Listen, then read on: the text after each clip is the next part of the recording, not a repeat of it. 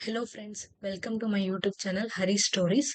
ఈరోజు మనం NCERT class 6 social and political life part 1 గురించి నేర్చుకుందాం. Let's start with chapter 1, understanding diversity. Diversity అంటే ఏంటి? వైవిధ్యం. వైవిధ్యం అంటే differences in languages, in culture, in religions ఇవన్నీ కలిగి ఉండడాన్ని వైవిధ్యం అంటారు. అలాగే ఇండియాని డైవర్స్ కంట్రీ అని ఎందుకు అంటారు? ఏ ఏ ఫ్యాక్టర్స్ అలా అనడానికి ఇన్ఫ్లుయెన్స్ చేస్తాయి? అవి ఇప్పుడు తెలుసుకుందాం.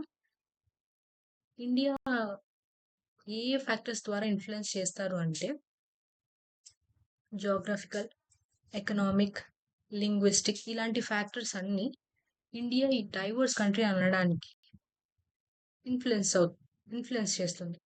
సో ఎన్సీఆర్టీలో లదాఖ్ అండ్ కేరళ ప్లేసెస్ని ఎగ్జాంపుల్గా తీసుకొని ఈ ఫ్యాక్టర్స్ని ఎక్స్ప్లెయిన్ చేశారు.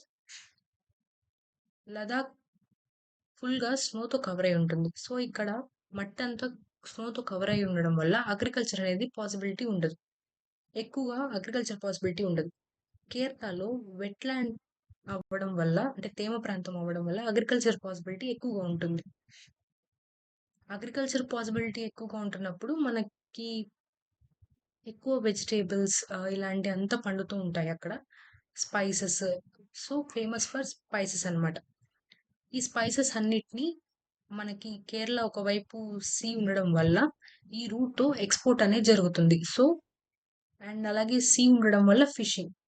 వీళ్ళ జీవనాధారం ఏంటంటే స్పైసెస్, అంటే అగ్రికల్చర్ ఉండడం వల్ల వాటిని ఎక్స్పోర్ట్ చేసుకుంటూ, అలాగే ఫిషెస్ని ఫిషెస్ని అమ్ముకుంటూ, ఇలాగా వాళ్ళ జీవనాధారం అనేది వీటి మీద ఆధారపడి ఉంటుంది, based on their climatic conditions and geographical features.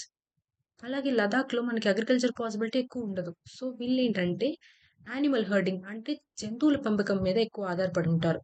So జంతువుల పెంపకం మీద ఆధారపడి ఉండడం వల్ల వీళ్ళు జంతువులు, షీప్స్, గోట్స్ ఇవన్నీ ఉంటాయి కదా.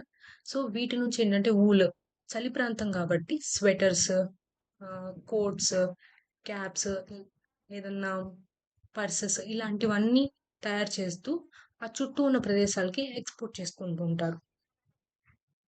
అలాగే యానిమల్స్ ఉండడం వల్ల వీళ్ళ ఫుడ్ హ్యాబిట్స్ ఏంటంటే ఎక్కువగా మీట్ అండ్ మిల్క్ మీద ఆధారపడి ఉంటాయి. ఇక్కడ ఏంటంటే వీళ్ళ ఫుడ్ హ్యాబిట్స్ వచ్చేసరికి ఫిష్, వెజిటేబుల్స్ మీద, వీటి మీద ఆధారపడి ఉంటాయి. అలాగే కేరళ పీపుల్ ఏంటంటే Hinduism, Islam, Judaism, Christianity, Buddhism ఇలాంటి different types of religions follow అవుతారు. లదాఖ్లో ఉన్న వాళ్ళు మోస్ట్లీ బుద్ధిజం అండ్ ఇస్లాంని ఫాలో అవుతారు. లదాఖ్ని లిటిల్ టిబెట్ అని ఎందుకు అంటారంటే historical background and geographical features, climatic conditions compare చేసుకుంటే టిబెట్ అండ్ లదాఖ్కి సిమిలర్ ఉంటాయి. సో అందుకని లదాఖ్ని లిటిల్ టిబెట్ అంటారు. అలాగే లదాఖ్ అనేది union territory of India. So one of the union territories of India. మీరు రాజస్థాన్ చూసుకుంటే రాజస్థాన్లో ఫుల్ హాట్ ఉంటుంది. సో ఇక్కడ డ్రెస్సింగ్ స్టైల్ డిఫరెంట్ ఉంటుంది. ఇక్కడ స్నో ఉంది కాబట్టి ఇక్కడ డ్రెస్సింగ్ స్టైల్ డిఫరెంట్ ఉంటుంది. ఇక్కడ వెట్లాండ్స్ కాబట్టి ఇక్కడ డ్రెస్సింగ్ స్టైల్ డిఫరెంట్ ఉంటుంది. ఓవరాల్ ఇండియా చూసుకుంటే ఎవ్రీ ప్లేస్లో ఒక్కొక్క కల్చర్, ఒక్కొక్క రీజియన్, సో ఇలా డిఫరెన్సెస్ ఉన్నాయి. బట్ స్టిల్ అందరం కలిసి ఇండియన్స్గా ఒకే కంట్రీలో ఉన్నాం. సో దీన్ని ఉద్దేశిస్తూ జవహర్లాల్ నెహ్రూ గారు యూనిటీ ఇన్ డైవర్సిటీ అనే దాన్ని తన డిస్కవరీ ఆఫ్ ఇండియా అనే బుక్ లో మెన్షన్ చేశారనమాట. అంటే భిన్నత్వంలో ఏకత్వం. ఇన్ని భిన్నమైన భాషలు, రిలీజియన్స్ ఉన్న పీపుల్ అందరూ కలిసి ఒక యునైట్ కంట్రీలో జీవిస్తున్నారు కాబట్టి దాన్ని ఉద్దేశిస్తూ ఆయన డిస్కవరీ ఆఫ్ ఇండియా అనే ఆయన బుక్ లో యూనిటీ ఇన్ డైవర్సిటీ అని మెన్షన్ చేశారు. ఈ చాప్టర్ ఇంతటితో ముగిసిందండి. ఈ 2 పాయింట్స్ నేర్చుకుంటే సరిపోతుంది. ఐ మీన్ ఈ 2 టాపిక్స్ నేర్చుకుంటే సరిపోతుంది. ఈ చాప్టర్‌కి ఎన్‌సీఈఆర్‌టీ బేసిక్స్ కాబట్టి మీరు జస్ట్ ఈ బేసిక్స్ నేర్చుకుంటే సరిపోతుంది.